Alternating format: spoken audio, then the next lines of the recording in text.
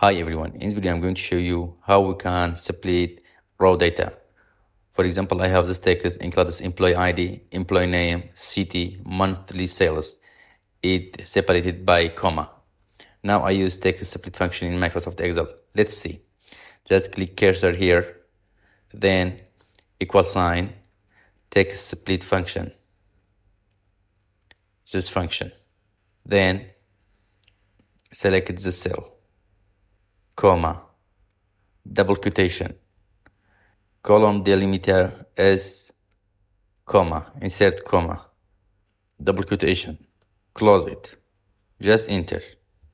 You see directly separate all the data. Now just drag it. You can change its format. I apply border.